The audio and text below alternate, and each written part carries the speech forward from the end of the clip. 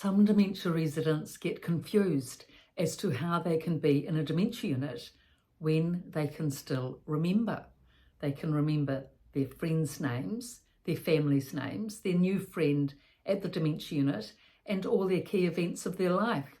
So how, if they can remember this, can they have dementia? Well, the problem often is a problem with orientation and direction orientation. These people often can remember in this sense, but in terms of being able to find their room at the facility, difficult.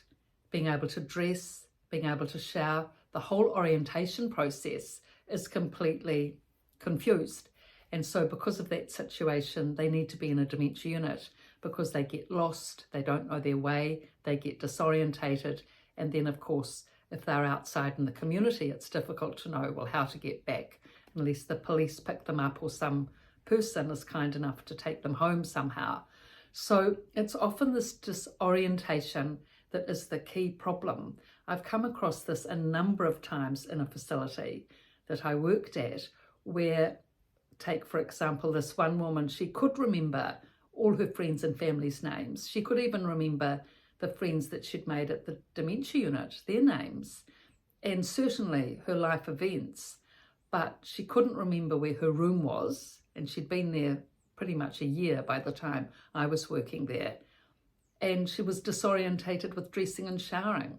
So even though if someone's confused with dressing and showering, a caring facility may be able to come in to the home and help the person with that, though indeed sometimes, like here in New Zealand, that ends up being more expensive. Bringing in care to your own home to help, say, your mother, you have to pay for privately.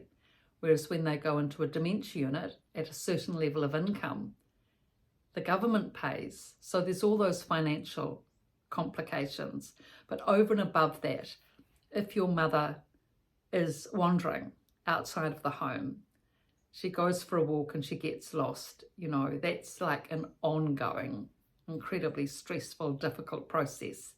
And especially if she's on her own, that's the big thing. If she hasn't got a husband there, you know, someone else living at the home who can keep an eye on her. If she's on her own and she just walks out, you know, to get the paper or the milk or whatever and gets lost along the way, really it just becomes totally unmanageable. So that's what really comes down to that in the end. I mean, of course, there's all the assessments for dementia, but if it becomes unmanageable for those people caring for or looking after, then that's when really the person needs to go into a dementia facility. If they're living on their own, the children are in another city or overseas, they're not nearby to be able to help, and there's direction orientation problems, that really is the point where the person needs to go into a facility. Even if they have the help with cares, with showering and dressing, if they're getting lost, and of course, you know,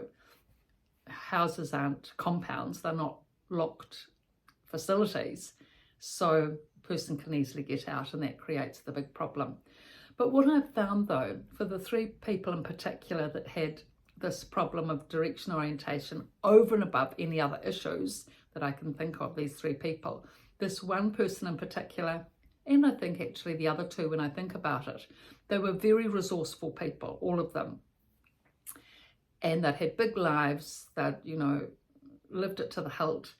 And one had been a teacher, classrooms of, you know, children. The other one had a big family. The other man had been in the army.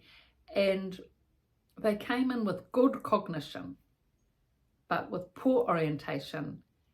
And because they had the ability to adjust and adapt, that was the big thing. They had, because of their vast experience in their life, all of them, all 3 of them, you know, big families, classrooms, the army, they'd all been used to adjusting to situations. Whatever was brought to them, they would adjust.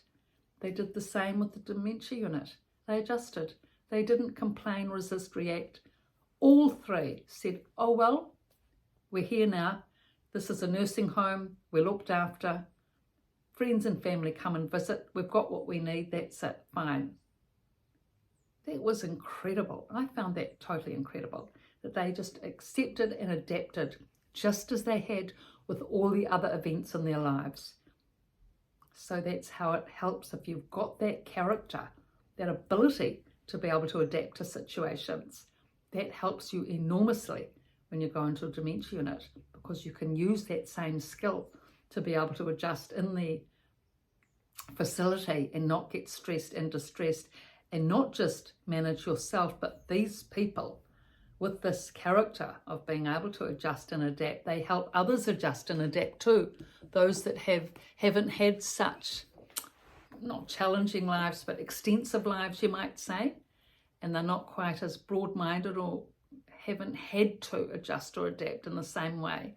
Those people find it difficult. If you've lived a fairly narrow sort of a life without too much life experience outside the same street, same house, same whatever all your life long, and you haven't had to adjust to different circumstances, then they are the people that find it really hard to adapt to a dementia unit. Just imagine you've been in the same house pretty much all your life, same street, same group of people, and then you're put in with a whole lot of strangers, 30 people in a different living situation where everything's foreign, and you haven't had to cope with a situation before that's been so foreign, nothing like it.